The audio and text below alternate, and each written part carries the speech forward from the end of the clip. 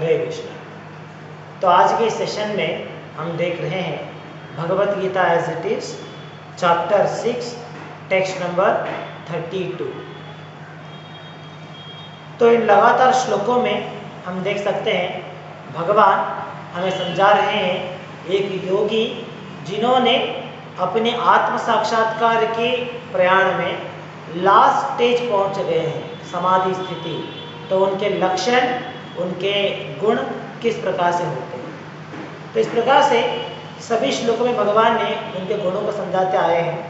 तो इस आखिरी श्लोक में भगवान कंक्लूड करते हैं यहाँ पे ये कहते हुए कि इस प्रकार की योग स्थिति में परिपूर्णता पाने में एक परफेक्ट योगी जिन्होंने परिपूर्णता पा लिया है तो उनका और एक लक्षण क्या है।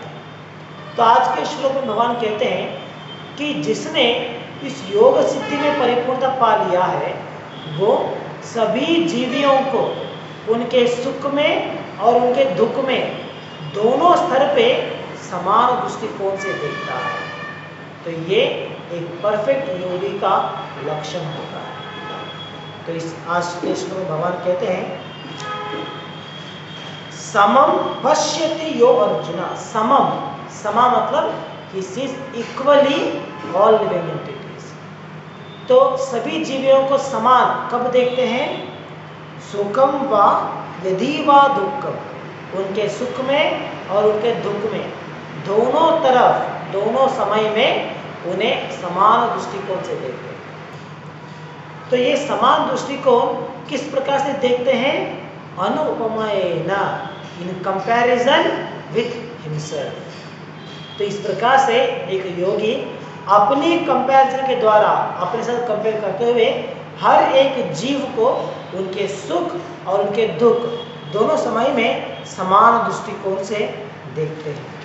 तो ये एक योगी का लक्षण है जिन्होंने परिपूर्णता प्राप्त किया है। तो आज के श्लोक के भावार्थ में प्रभुपाद समझाते हैं कि किस प्रकार से एक व्यक्ति, एक योगी जिन्होंने भक्ति योग के द्वारा परिपूर्णता प्राप्त किया है तो किस प्रकार से वो सभी जीवियों को समान दृष्टिकोण से देखते हैं और उनका नजरिया, उनका विचार किस प्रकार से होती है।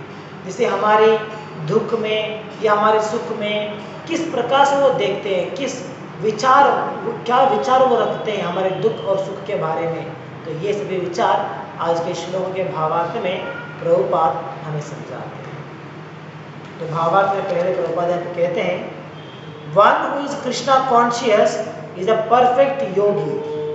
He is aware of everyone's happiness and distress by dint of his own personal experience। तो एक कृष्ण भावनामृत भक्त, तो जो भक्त कृष्ण भावनामृत हैं उन्हें सभी जीवियों का सुख और दुख दोनों भी ज्ञात होता है। किस तरह से ज्ञात होता है? By his own personal experience. तो अपने एक्सपीरियंस के द्वारा उन्हें समझ में होती है कि सभी जीवियों के लिए सुख क्या है और उनके लिए दुख क्या है। तो ये विषय एक भक्त जानते हैं। जैसे एक व्यक्ति जिन्हें आध्यात्मिक विचार में कुछ भी आसक्ति नहीं है तो वो क्या सोचते हैं? उनके अनुसार उनके लिए सुख मतलब क्या होता है?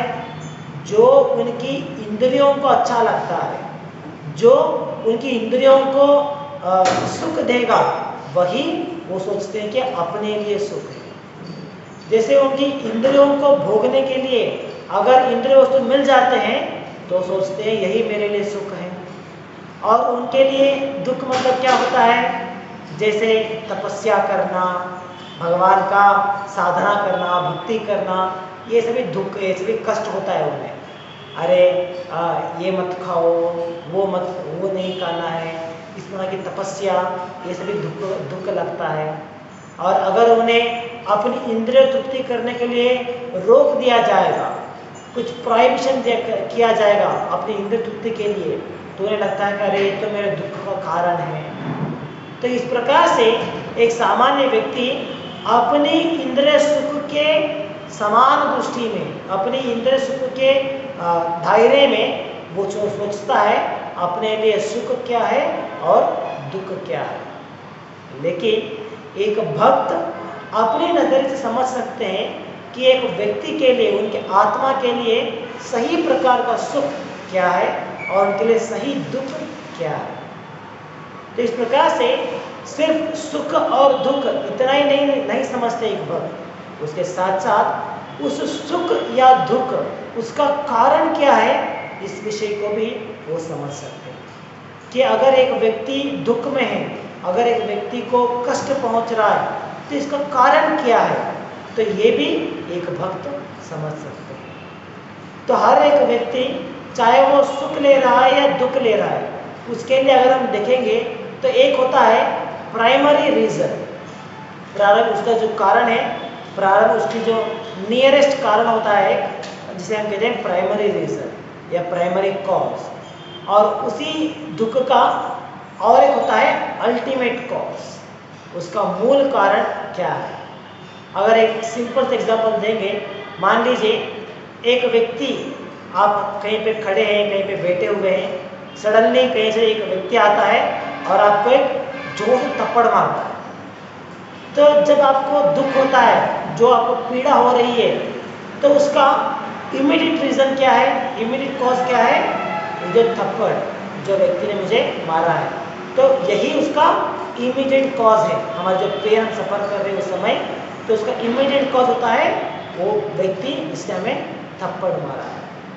और उसका अल्टीमेट रीजन या अल्टीमेट कॉज अगर हम ढूंढने जाएंगे तो हमें मालूम पड़ेगा कि इसका मेन क्या कारण क्या था, वो व्यक्ति ने क्यों मारा, क्या हुआ था हमसे, क्या गलती हुआ था, हमने किस तरह से उसके लिए कुछ नुकसान किया था, तो किस कारण से उसने हमें मारा है। तो जब हम उसे स्टडी करते जाएंगे तो हमें उसका अल्टीमेट कॉज मिल जाता है कि किस वजह से इस व्यक्ति ने मुझे मारा और मारने के बाद मुझे इस प्रकार से पीड़ा हो रहा है। इस प्रकार से कुछ एक होता है प्राइमरी कॉज और दूसरा है अल्टीमेट कॉज। हर एक कार्य के लिए, हमारे हर एक सुख के लिए और हर एक दुख के लिए कुछ प्राइमरी कॉज होते हैं और एक अल्टीमेट कॉज भी होता है। तो एक भक्त सिर्फ हमारे सुख और दुख इतना ही नहीं समझते हैं, इसके साथ साथ उसके प्राइमरी कॉज क्या है और उसका अल्टीमेट कॉज क्या है, ये दोनों उन्हें ज्ञात होता है। तो आगे भावार्थ में प्रभु समझाते हैं कि हमारी जो भी हम प्रॉब्लम फेस करते हैं, जो भी कष्ट हम फेस करते हैं, तो इसका अल्टीमेट कॉज क्या है। प्रभुपाद यहाँ पे कहते हैं, the cause of the distress of a living entity is forgetfulness of his relationship with God. तो जो भी कष्ट, जो भी पीड़ा, जो भी प्रॉब्लम्स हम फेस कर रहे हैं, इसका अल्टीमेट कॉज है फॉरगेटफुलनेस ऑफ कृष्णा।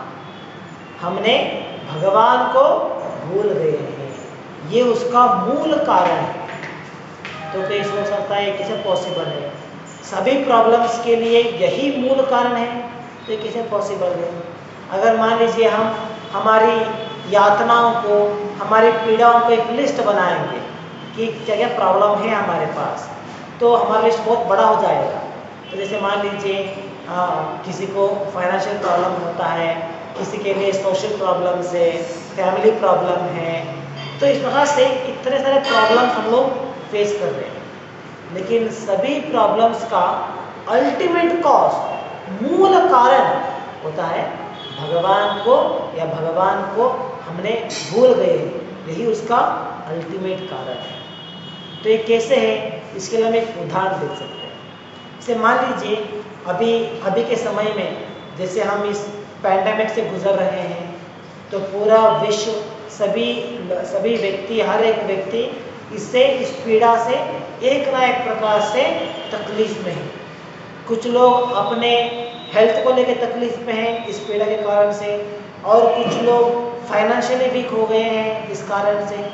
तो इस प्रकार से एक पैंडेमिक के कारण, एक वायरस के कारण सभी व्यक्ति, सभी लोग मुश्किल में, प्रॉब्लम में है, पीड़ा ले रहे हैं। तो अगर इसके लिए जो भी हम प्रॉब्लम फेस कर रहे हैं इस पैंडेमिक के कारण से, अगर हम इसकी कॉज ढूंढना चालू करेंगे, क्या कारण है, तो ढूंढना चालू करेंगे तो हमें अलग अलग थ्योरीज मिलते हैं। जैसे अलग अलग राष्ट्र, अलग अलग संस्थाएं अलग अलग थ्योरी देते हैं कि ये वायरस कहाँ से आया, क्यों आया। तो सभी लोगों का अलग अलग विचार है। कुछ लोग कहते हैं ये मांसाहार का खाने से आया है, तो जहाँ पे देश में मांसाहार जहाँ पे चालू हुआ था तो वहाँ से ये पैदा हुआ है। और कुछ लोग कहते हैं नहीं नहीं, ये तो लेबोरेटरी में बनाया गया है, तो कुछ एक्सपेरिमेंटेशन कर रहे थे किसी दूसरे जीव के ऊपर, तो वहाँ से ये फैला हुआ है। तो इस प्रकार से सभी लोग अपने अपने अलग अलग सिद्धांत या अलग अलग अंडरस्टैंडिंग प्रस्तुत करते हैं कि इस वायरस का मूल क्या है। तो उसमें हम डिटेल में नहीं जाएंगे कि इसका मूल कारण क्या हो सकता है, क्या पॉसिबिलिटी है, तो वो तर्क हम उन लोगों के लिए छोड़ देंगे जो इसमें एक्सपर्ट्स हैं। तो जो भी उसका तर्क वो लगाते हैं कि ये पैंडेमिक आने के लिए क्या कारण है, तो अगर हम उसे देखेंगे तो प्राइमरी कॉज हमें मिलता है, क्या है, वो है मीट ईटिंग, मांसाहार। जैसे जीवियों को खाना, जिस जीवी के ऊपर ये एक्सपेरिमेंटेशन किया जा रहा था या कहीं पे इसका मांस सप्लाई हो रहा था, तो जो भी वो सिद्धांत है उनके, तो सिद्धांत के अंदर अगर हम जाएंगे तो उसका प्राइमरी कॉज हमें मालूम पड़ता है, it is because of meat eating, दूसरे जीवियों से ये फैला हुआ है। और ये इसका प्राइमरी कॉज जो है, इसके लिए हम स्टडी करते जाएंगे, उसका कॉज क्या है, उसका कॉज क्या है। तो इस प्रकार से जब हम स्टडी करते जाएंगे तो अल्टीमेटली हम पहुंच जाएंगे कि इट इज अल्टीमेट कॉज, मतलब इसका मूल कारण है कि भगवान को भुला देना। जैसे मान लीजिए इसी एग्जाम्पल में अगर एक सिद्धांत को अगर हम मानेंगे, हमें मालूम नहीं है कि इसका मूल कैसे ये वायरस फैल गया, तो उसमें हम डिटेल में नहीं जाएंगे। एक सिद्धांत को जस्ट फॉर डिस्कशन हम एक सिद्धांत को मान लेंगे। मान लीजिए ये जो वायरस है ये एक मार्केट प्लेस से चालू हुआ है, तो एक जैसे एक सिद्धांत है। तो अगर इस सिद्धांत को हम जस्ट फॉर डिस्कशन इसे अगर हम माने कि ये सही है, तो उसके द्वारा हम सर्च कर सकते हैं। अगर मान लीजिए इस वायरस का उत्पन्न हुआ है एक मार्केट प्लेस से जहाँ पे मीट प्रोडक्ट सेल किया जाता थे या उसका प्रोडक्शन होता था, तो ये उसका प्राइमरी कॉज है, तो इस वायरस फैलने का। तो उससे पीछे अगर हम जाएंगे तो वहाँ पे क्यों वहाँ पे उस मांस को लेके आ रहे थे, या क्यों वहाँ पे इस प्रकार से मांसाहार का सप्लाई हो रहा था, तो उसके लिए क्या कॉज मिलता है, क्या कारण मिलता है, क्योंकि मांस के लिए वहाँ पे डिमांड था। जैसे लोगों को अलग अलग प्रभेद को खाना है, अलग अलग जीवियों को खाना है, इस प्रकार से डिमांड था। कुछ लोगों को सिर्फ, जैसे हम लोग देखते हैं यहाँ पे कुछ लोग अंडा खाते हैं या सिर्फ बकरी खाते हैं, मछली खाते हैं, सिर्फ इस प्रकार के मांस में वहाँ पे आसक्ति नहीं था, बल्कि अलग अलग प्रकार की मांस में। जैसे हम देखते हैं स्पेशली इन चीना कहा जाता है, दे ईट एवरीथिंग विच मूव्स, जो भी जिसी में भी जीव है वो सब कुछ खाते हैं। तो इस प्रकार से अलग अलग प्रभेदों को खाने की जो इच्छा थी उनका, तो इसके कारण से इस मार्केट में इतने सारे वैरायटीज ऑफ मीट अवेलेबल होता है। तो ये उसका दूसरा कारण मिलता है। और उसके लिए अगर हम सर्च करेंगे तो उसका कारण क्या है, क्या कारण है कि इस प्रकार के अलग अलग वैरायटी ऑफ मीट यहाँ पे अवेलेबल थे, तो उसके लिए कारण मिलेगा कि लोगों को वो इच्छा है कि अलग अलग मांस खाना है, हाँ, अलग अलग जीवियों को टेस्ट करना है, तो ये इच्छा लोगों के पास है। तो इसीलिए इस तरह से वन आफ्टर अनदर एक कॉज है, एक उसका परिणाम है, और एक कॉज है और एक उसका परिणाम है। तो इस प्रकार से हम देख सकते हैं। और लोगों को इच्छा क्यों आता है कि हमें कुछ मांस खाना है या अलग अलग खाना है, तो क्या कारण है इसका, और उसके लिए अगर हम कारण ढूंढेंगे तो again we can go back, तो अगर हम देख सकते हैं कि किस प्रकार से जीव, हर एक व्यक्ति वो सोचते हैं कि उनकी इंद्रिय तृप्ति करना अगर जब वो दूसरे जीवियों को खाते हैं तभी उन्हें आनंद मिलता है, तभी उन्हें सुख मिलता है, इंद्रिय सुख मिलता है, जीव संतुष्ट होता है। तो इस तरह की इच्छा के कारण से उनके मन में ये डिजायर उत्पन्न होता है कि मुझे मांसाहार खाना है। तो इस प्रकार से वन आफ्टर अनदर हर एक कारण के लिए, हर एक कारण अगर हम ढूंढते जाएंगे तो अल्टीमेटली हमें एक कारण मिल जाएगा कि एक जीव में ये इच्छा कब प्रकट होती है कि मुझे मांसाहार खाना है, नॉनवेज खाना है। कब होता है? जब वो सोचते हैं कि मुझे इंद्रिय तृप्ति करना है, मैं मतलब ये शरीर हूँ और इस शरीर को संतुष्ट करना, शरीर को सुदृढ़ बनाना, इस शरीर की जो इंद्रियां है उनकी जो चाहत है उसे पूरी करना, यही मेरे जीवन का मकसद है। तो जब एक व्यक्ति इस प्रकार के अज्ञान में रहते हैं तो इस कॉज के कारण इस प्रकार से वन आफ्टर अनदर कॉजेस हम देख सकते हैं। तो इस प्रकार जब एक व्यक्ति अपने अस्तित्व को भूल जाते हैं कि मैं भगवान का विभिन्न अंश हूँ, भगवान कौन है, हमारा उनसे संबंध क्या है, जब उन्होंने भगवान से इस संबंध को भूल जाते हैं तो इस प्रकार के अलग अलग कॉजेस अलग अलग कारण आते हुए ये हम प्राइमरी कॉज तक पहुंच सकते हैं कि हाँ इस प्रकार से वहाँ पे इस अलग अलग वैरायटी के मांस वहाँ पे अवेलेबल थे, तो वहाँ से ये वायरस उत्पन्न हुआ है। तो इस प्रकार तो इसका अल्टीमेट कॉज कहाँ मिलता है? Forgetfulness of Krishna.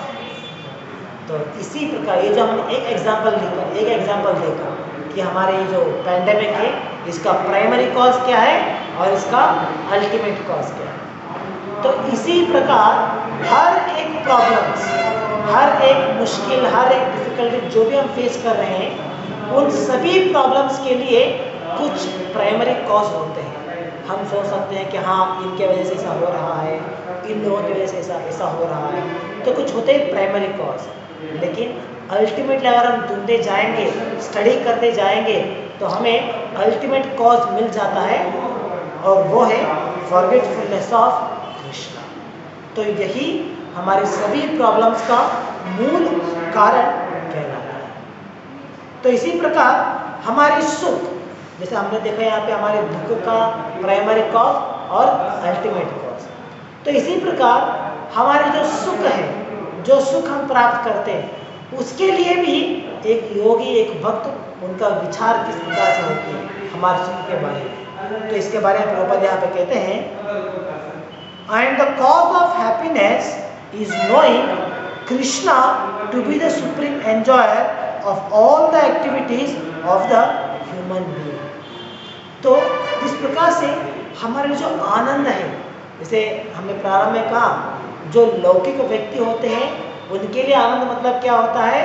इंद्रिय तृप्ति करना, सेल्स ग्रेटिफिकेशन करना, यही उनके लिए आनंद लगता है। लेकिन एक भक्त, उन्हें ज्ञात होता है कि जीवियों के लिए सही सुख मतलब क्या है, और वो सुख क्या है? नोइंग कृष्णा, भगवान को समझना, भगवान के साथ हमारे संबंध को जुड़ना, या भगवान की भक्ति में अलग अलग कार्य जब हम करते हैं तो वही हमारे लिए सही प्रमाण में सुख आ जाता है। तो इस प्रकार से यहाँ पर प्रभुपाद कहते हैं, happiness is knowing Krishna to be an supreme enjoyer. तो ये समझना ही हमारे लिए हाईएस्ट हैप्पीनेस कहा जाता है। तो अगर मान लीजिए कोई व्यक्ति सोचेगा कैसे पॉसिबल है, तो इसके लिए हम एक एग्जाम्पल के द्वारा समझ सकते हैं। जैसे हमने डिस्ट्रेस के लिए एग्जाम्पल देखा, इसी प्रकार आनंद के लिए भी हम एक एग्जाम्पल देख सकते हैं। एक ऐसे पॉसिबल है कि जब हम ये समझ जाएंगे that Krishna is a supreme enjoyer, तो जब हम इसे समझ जाएंगे तभी हम आनंद से रह सकते हैं। क्या कारण है इसका? अगर मान लीजिए एग्जाम्पल देखेंगे, हर एक व्यक्ति यहाँ पे अपनी इंद्रिय सुख के लिए प्रयास कर रहा है, और जब अपना इंद्रिय सुख उन्हें मिल जाता है तो वो संतुष्ट रहते हैं, हैप्पी रहते हैं, और जब उन्हें अपना इंद्रिय सुख नहीं मिलता है देन दे बिकम डिस्ट्रेस, दुख में आ जाते हैं। तो जब एक व्यक्ति को अपनी इंद्रिय सुख मिल रहा है और वो सोच रहा है कि हाँ यही मेरे लिए आनंद है, तो वो उनका अज्ञान है। It is because of their ignorance. और जब एक व्यक्ति भक्ति में आते हुए समझ जाते हैं कि इंद्रिय सुख प्राप्त करना मेरे लिए आनंद नहीं है, बल्कि भगवान की भक्ति करना मेरे लिए आनंद है, जब वो इस बात समझ जाते हैं और इस ज्ञान को, इस विषय को समझने के बाद जब भगवान की भक्ति करना प्रारंभ करते हैं, तो क्या होता है, उनके लिए भगवान की संतुष्टि ही सेंटर पॉइंट होता है।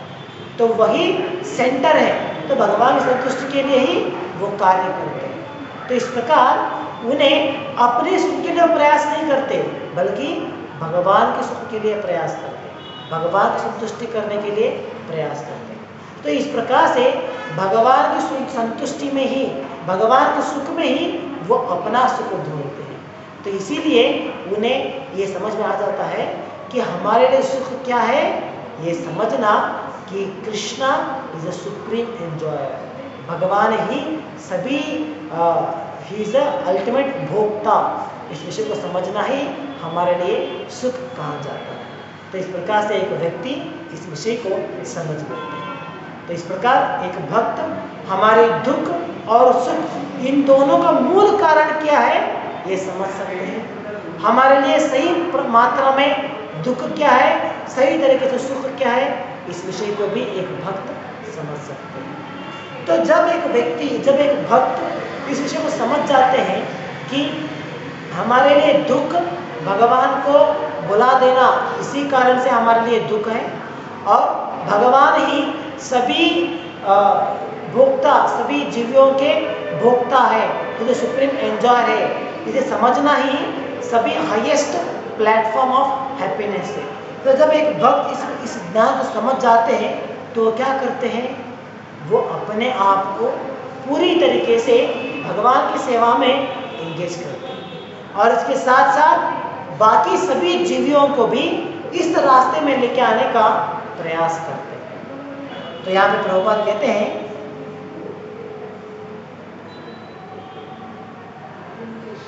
Krishna is the proprietor of all lands and planets. The perfect yogi is the sincerest friend of all living entities.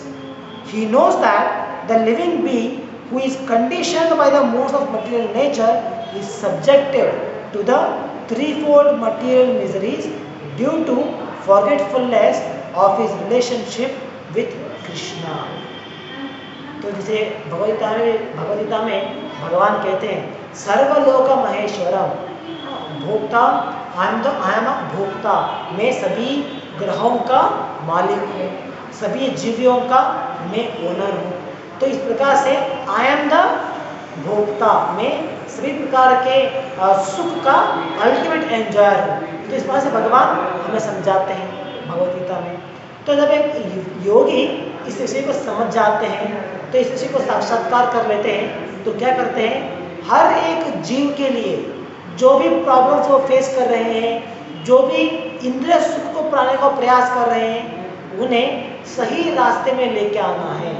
उन्हें इस दुख का मूल कारण क्या है इसे समझाना है। इसके साथ साथ उन्हें किस प्रकार से आध्यात्मिक आनंद ले सकते हैं ये उन्हें समझाना है।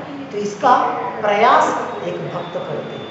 तो इसीलिए एक भक्त को कहा जाता है, he is a well wisher of all living entities. सभी जीवियों की भलाई वो चाहता है। क्यों? क्योंकि वो सभी जीवियों के लिए उनके इंद्रिय तृप्ति करने का मार्ग नहीं दिखा रहा है, उन्हें उनकी प्रॉब्लम्स को कैसे सॉल्व करना है ये नहीं दिखा रहा है, लेकिन उनके लिए, उनकी आत्मा के लिए क्या सही है, उन्हें किस प्रकार से अल्टीमेट हैप्पीनेस पा सकते हैं, ये उस मार्ग, वो मार्ग दिखा रहा है। किस मार्ग से उन्हें की सभी प्रॉब्लम्स सॉल्व हो सकते हैं वो मार्ग उन्हें दिखा रहा है। तो इसीलिए एक भक्त को कहा जाता है, he is a well wisher of all the living entities. तो इस प्रकार से जब वो एक सभी जीवों के लिए वेल विशर है, तो वो समझ जाते हैं कि ये जीव जो इस प्रकार की दुख में, सुख में जो सफ़र कर रहा है, कभी सुख पा रहा है, तो ये सब कुछ क्यों हो रहा है? क्योंकि वो भगवान के साथ अपना जो संबंध है उस संबंध को भूल गया है, और उसे बुलाते हुए वो अपने आप को इस 3 गुणों के प्रभाव में आते हुए, प्रकृति के जो 3 गुण हैं, इस 3 गुण के प्रभाव में आते हुए अपने आप को ये शरीर समझ रहा है, और यही उसकी प्रॉब्लम्स, सभी प्रॉब्लम्स का मूल कारण है। तो ये विषय एक भक्त समझते हैं। तो इसे समझते ही वो क्या करते हैं, उस व्यक्ति को अपने भौतिक स्तर से, जो उनके शरीर के स्तर में वो सोच रहे हैं, वहाँ से उन्हें अपलिफ्ट करने का प्रयास करते हैं, उन्हें ये ज्ञान देने का प्रयास करते हैं। जो ज्ञान हमें भगवद्गीता में मिल रहा है, जिस ज्ञान के द्वारा हम ये समझ पा रहे हैं कि मैं मतलब ये शरीर नहीं हूँ, मैं भगवान का विभिन्न अंश हूँ, मेरा भगवान के साथ एक संबंध है, जो ये ज्ञान हम लोग गीता से पाते हैं, तो यही ज्ञान उन्हें देने का प्रयास करते हैं। तो इस प्रकार उन्हें ज्ञान देते हुए उन्हें अपनी कष्ट से, जो भी उनकी प्रॉब्लम से, उसे छुटकारा पाने के लिए, उसे मुक्त करने का प्रयास एक भक्त करते हैं। तो इसीलिए एक भक्त को कहा जाता है he is the well wisher of all the living entities. तो आगे प्रभुपाद कहते हैं, because one in Krishna consciousness is happy, he tries to distribute the knowledge of Krishna everywhere. Since the perfect yogi tries to broadcast the importance of becoming Krishna conscious, he is the best philanthropist in the world and he is the dearest servitor of the Lord. तो इस प्रकार से एक भक्त स्वयं कृष्ण भावनामृत में है, स्वयं कृष्ण भावनामृत के आनंद को स्वीकार कर रहा है, उसे टेस्ट कर रहा है। तो वो क्या प्रयास करते हैं, ये जो आनंद मैं टेस्ट कर रहा हूँ, यही आनंद सभी जीवियों के लिए देना है। ये प्रयास एक भक्त का होता है। तो इसीलिए मैं कहा था है, he is the well विशर, he is the supreme well wisher of all the living entities. क्योंकि ऐसा नहीं कि कुछ आनंद मुझे मिल रहा है तो चलो अच्छा है, मैं एंजॉय करूँगा, बाकी लोगों को क्यों शेयर करूँ, ये विचार नहीं होता है भक्त के लिए। जैसे हम देखते हैं जनरली एक लौकिक व्यक्ति क्या करते हैं, जो भी उन्हें आनंद मिलता है वो लोग ट्राई करते हैं, वो लोग उसे प्रोसेस करना चाहते हैं। ये जो आनंद मिल रहा है ये सिर्फ मुझे मिल रहा है, किसी और को नहीं मिल रहा। तो इस प्रकार से एक प्रोसेसनेस उसके प्रति होता है। तो वो आनंद किसी और को वो चांस देना, वो अवकाश देना, उसको पॉसिबिलिटी देने का प्रयास नहीं करते। उनको उन्हें लगता है कि ये जो आनंद मिल रहा है ये सिर्फ मुझे मिल रहा है और किसी को नहीं मिल रहा। तो ये एक लौकिक व्यक्ति का विचार होता है। लेकिन एक भक्त जो उन्हें आनंद भक्ति में मिल रहा है, उस आनंद को वो सभी लोगों को देना चाहते हैं। तो इसीलिए कभी कभी हम देखते हैं डिवोर्स के लिए प्रश्न पूछते हैं कि आप इतना क्यों लोगों को प्रचार करना है, लोगों को कृष्ण भावनामृत बनाना है, लोगों को कृष्ण भावनामृत बनाना है। तो इस प्रकार से क्यों प्रयास करते हैं। ठीक है, हमें तो समझ में आ गया है ना कि मेरा स्थान क्या है, भगवान का स्थान क्या है, किस प्रकार से भक्ति करना है, ये सब कुछ हमें समझ में आ गया है। तो काफ़ी है ना, लोगों को समझने का क्या आवश्यकता है। हम आराम से कहीं भी बैठ के आराम से जप करते हुए, भगवान का नाम संकीर्तन करते हुए, भगवान का पूजा करते हुए आराम से रह सकते हैं। लोगों को समझने का प्रयास, लोगों को समझाने का, लोगों को प्रचार करने का क्या कारण है। तो इसका 2 रीज़न हम यहाँ पे देख सकते हैं। पहला कारण है कि जो आनंद हमें मिल रहा है इस भक्ति करते हुए, उस आनंद को लोगों को भी एक्सपीरियंस कराना है, तो इसके लिए हम प्रयास करें। इसके साथ साथ दूसरा कारण है कि स्वयं भगवान कहते हैं कि जो भक्त मेरे बारे में प्रचार करेगा, मेरी भक्ति के बारे में लोगों को प्रचार करेगा, वो मेरे लिए डियरेस्ट हो जाता है। तो ही बिकम्स माई फेवरेट। तो स्वयं भगवान से कहते हैं। तो यहाँ पे उसका श्लोक का उल्लेख प्रभुपाद कहते हैं, न तस्मात् कश्चित् में प्रियकृतमः। तो यहाँ पे भगवान कहते हैं कि he is very dearest to me. वो भक्त मेरे लिए अति प्रिय है। कौन भक्त मेरे लिए अति प्रिय है? जो इस ज्ञान को लोगों को बांट रहा है, वो मेरे लिए अति प्रिय है। इस प्रकार हर एक भक्त चाहते हैं that I should become a very dearest to the lord. तो ये हमारी चाहत है तो इसीलिए एक भक्त क्या करते हैं, जो भक्ति वो पालन कर रहे हैं उसी भक्ति को लोगों को प्रचार करते हैं, जैसे लोग भी कृष्ण भावनामृत बने, उन्हें भी ये जो टेस्ट हमें मिल रहा है, ये जो आनंद हमें मिल रहा है, ये आनंद भी उन्हें मिलना है। ये एक कारण है। और दूसरा कारण है, इस प्रकार से प्रचार करते हुए हमें भगवान की अटेंशन हम ग्रैस्प कर सकते हैं, हम भगवान की नियरेस्ट, भगवान की डियरेस्ट हम हो सकते हैं। तो ये प्रयास होती है एक भक्त के लिए। जैसे मान लीजिए अगर कोई व्यक्ति कोई बड़ी पोजीशन में है, कहीं पे प्रेसिडेंट है या प्राइम मिनिस्टर है, कहीं पे एमएलए है, तो बड़ा स्थान में अगर मान लीजिए, तो जो भी उनके अगल बगल में होते हैं, जो भी उनके सर्कल में आते हैं, उन लोगों का प्रयास क्या होता है कि हम उनके फेवरेट बनना है। जैसे हम कहते हैं ना लेफ्ट हैंड, हाँ अरे ये तो उनके लेफ्ट हैंड है, ये उनका राइट हैंड है। इस तरह से उनकी प्रयास होती है कि हम इस तरह कुछ कार्य करना है जिससे वो जो बड़ा व्यक्ति है उसका करीबी दोस्त या उसका करीबी व्यक्ति में हमें आना है। इस तरह से वो लोग प्रयास करते हैं, उनके लिए कुछ कार्य करना, उन्हें कुछ सहायता करना, ये प्रयास करते हैं, ताकि जब वो उनके करीबी में आ जाते हैं तो बहुत सारे फायदे मिलता है ना, बहुत सारा फ़ायदा उठा सकते हैं, उनका नाम से फ़ायदा उठा सकते हैं या उनकी पोजीशन से फ़ायदा उठा सकते हैं। तो इस प्रकार से वो प्रयास करते हैं। तो इसी तरह जब स्वयं भगवान कृष्ण जो देवोत्तम परम पुरुष है, अगर एक अवसर मिल रहा है हमें कि हम उनके नियरेस्ट जो डिवोटी उनके बहुत ही क्लोज होते हैं उनमें से एक हम हो सकते हैं, तो वो चांस हमें नहीं खोना चाहिए। तो इसीलिए एक भक्त जो है इस प्रकार से भगवान के बारे में, भगवान की भक्ति के बारे में लोगों को प्रचार करते हैं, और लोगों को ये जो टेस्ट, जो आनंद हम ले रहे हैं, यही आनंद उन्हें लेने का एक अवसर प्रदान करते हैं। तो ये एक भक्त की लक्षण होती है, जिस कारण से वो इतना प्रचार करते हैं। तो आगे प्रभुपाद कहते हैं, In other words, a devotee of the Lord always look to the welfare of all living entities, and in this way he is factually the friend of everyone. तो हर एक समय, हर एक स्तर में एक भक्त यही सोचता है कि किस प्रकार से हर एक जीव को अपने कष्टों से मुक्त कराया जाए, किस प्रकार से उन्हें आध्यात्मिक जीवन में लेके आना है, किस प्रकार से उन्हें भक्ति में आगे लेके जाना है। तो एक भक्त सदैव समाज की भलाई के लिए सोचता रहता है। तो इसीलिए उन्हें कहा था he is the top most फिलॉन्थ्रोपिस्ट।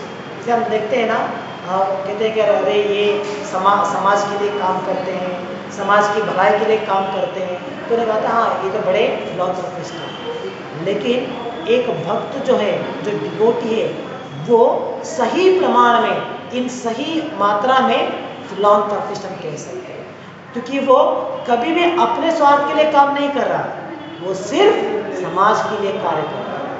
हम देखते हैं बहुत लोग समाज के कार्य का नाम लेते हुए वो लोग क्या करते हैं, अपना भी पेट भरते हैं, अपने बैंक अकाउंट भरते हैं, अपने लोगों के जेब भरते हैं। तो कहने के लिए कहते हैं कि हम तो समाज कार्य कर रहे हैं, लेकिन साथ साथ में अपना भी कार्य होता रहता है। लेकिन एक भक्त इस प्रकार से नहीं होते, वो सिर्फ समाज की भलाई चाहते हैं, और वो भी समाज की भलाई किस प्रकार से चाहते हैं, भौतिक स्तर पे नहीं है। ऐसे नहीं कि इसके पास मकान नहीं है उसके लिए मकान दे दो, इसके पास जॉब नहीं है उसको जॉब दे दो। इस प्रकार की भौतिक स्तर में उनकी भलाई नहीं देख रहे हैं, बल्कि आध्यात्मिक स्तर में उनके लिए भलाई देखते हैं, ताकि वो जीव चाहे इस जन्म में हो, किसी अन्य जन्म में हो, किसी अन्य शरीर को प्राप्त करे, फिर भी उसके लिए क्या बेहतर है, उसके आध्यात्मिक जीवन में किस प्रकार से वो प्रोग्रेस कर सकता है, ये एक भक्त की प्रयास होती है। तो आध्यात्मिक स्तर पे एक भक्त हर एक जीव की वेलफेयर, उनके लिए क्या सही है, ये देखते हैं। तो ये एक भक्त का लक्षण है। इसीलिए उन्हें कहा था they are actually looking for a welfare of all the living entities। इसलिए एक भक्त सभी जीवियों के लिए एक क्लोज फ्रेंड होता है। तो ये एक भक्त का पोजीशन है। He is the best yogi because he does not desire perfection in yoga for his personal benefit, but tries for others also. ये यहाँ पे भावार्थ के आखिरी में हम देख सकते हैं प्रभुपाद यहाँ पे डिफरेंस बताते हैं कि एक योगी में और एक भक्त में क्या अंतर है। जैसे एक योगी जो भी वो साधना सिद्धि कर रहे हैं वो पहले अपने लिए अपने आप को परफेक्ट करने का प्रयास करते हैं। जैसे हमें कुछ सिद्धियां प्राप्त करनी है, हाँ, कुछ ध्यान करना है, इस प्रकार से अपने लिए प्रयास करते हैं। लेकिन एक भक्त वो क्या करते हैं, सिर्फ अपने लिए नहीं सोच रहे हैं कि हाँ मुझे परफेक्ट पाना है, अपनी साधना भी है, लेकिन उसके साथ साथ वो हर एक जीव के लिए प्रयास करते हैं, अन्य जीव के लिए उन्हें किस प्रकार से भक्ति में लेके आना है, ये प्रयास वो करते हैं। तो इसीलिए प्रभुपाद यहाँ पे कहते हैं ही इज द बेस्ट योगी। अगर इस हठ योगी में अगर हम देखेंगे तो हठ योगी से भी बेहतर योगी कौन है, वो एक भक्त है, क्योंकि वो सिर्फ अपने लिए कार्य नहीं कर रहा है बल्कि पूरी समाज की भलाई के लिए कार्य करता है, पूरे समाज को भक्ति में लेके आने का प्रयास करता है। तो इसीलिए वह कहता है he is the best among the yogi. तो ये प्रभुपाद कहते हैं he does not envy his fellow living entities. Here is a contrast between a pure devotee of the Lord and a yogi interested only in his personal elevation. तो इस प्रकार से ये अंतर हम देख सकते हैं। एक योगी सिर्फ अपनी उन्नति के लिए प्रयास करते हैं, अपनी साधना सिद्धि के लिए प्रयास करते हैं, लेकिन एक भक्त अपनी साधना करते हुए उसके साथ साथ पूरी समाज के लिए कार्य करते हैं। ऐसा नहीं, एक भक्त ऐसा नहीं कि सिर्फ मनुष्य के लिए कार्य करते हैं, नहीं, एक भक्त तो सभी जीवियों के लिए, चाहे वो मनुष्य के शरीर में हो, प्राणी के शरीर में हो, पशु के शरीर में हो, सभी जीवियों के लिए वो प्रयास करते हैं कि उन्हें किस प्रकार से भक्ति में लेके आना है।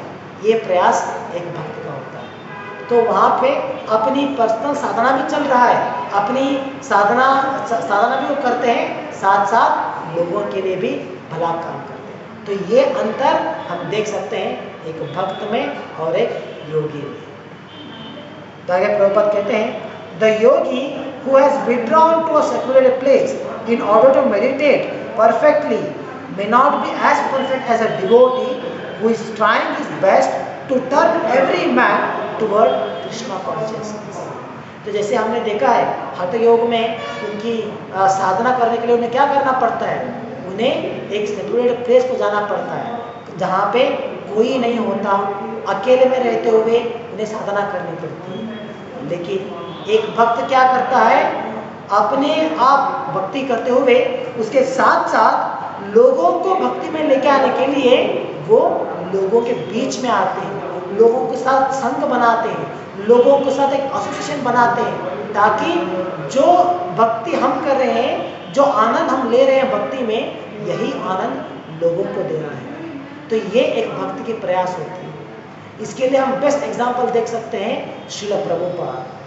जैसे श्रील प्रभुपाद अपनी उस उम्र में at the age of 70 years अगर प्रभुपाद चाहते थे तो आराम से वृंदावन में रहते हुए एक रिटायर्ड लाइफ जीते हुए, उन्हें वहाँ पे कुछ भी तकलीफ नहीं था, कुछ भी प्रॉब्लम नहीं था, रहने के लिए इतने सारे मंदिर थे, किसी भी मंदिर में एक छोटी सी जगह मिल सकता था उनके लिए, आराम से वहाँ पे रहते हुए, उनका ऑलरेडी उम्र हो गया था 70 ईयर्स, आराम से भगवान का नाम जप करते हुए, चांटिंग करते हुए, पूरा दिन 64 माला जप करो या 3 लाख नाम जप करो, आराम से रह सकते थे।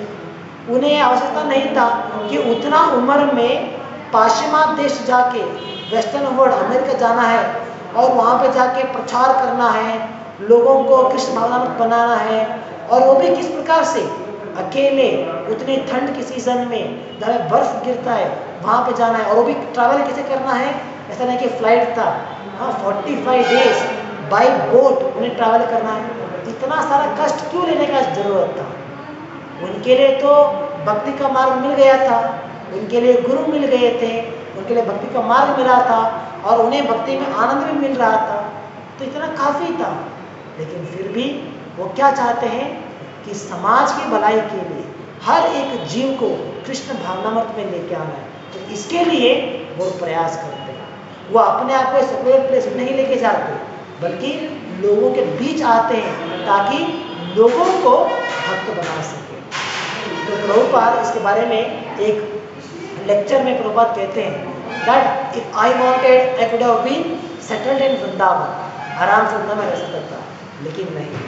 My Guru Maharaj gave me an order, मेरे गुरु ने मेरे लिए एक आदेश दिया था कि मैं पाश्चिमात्य देश आना है, इंग्लिश में मुझे प्रचार करना है, लोगों को कृष्ण भावनामृत बनाना है। तो इसीलिए एट दिस एज, इतनी उम्र में मैं यहाँ पे प्रचार करने के लिए आया। तो इस प्रकार से ये जो अंतर है एक योगी में और एक भक्त में, इस अंतर के द्वारा हम समझ सकते हैं कि एक भक्त जो है, एक शुद्ध भक्त जो है, he is perfect among the yogi. सभी योगियों में सबसे सर्वश्रेष्ठ माना जाता है एक शुद्ध भक्त, क्योंकि वो सिर्फ अपने लिए कार्य नहीं करता, सिर्फ अपने लिए नहीं देखता, बल्कि पूरी समाज के लिए वो कार्य करता।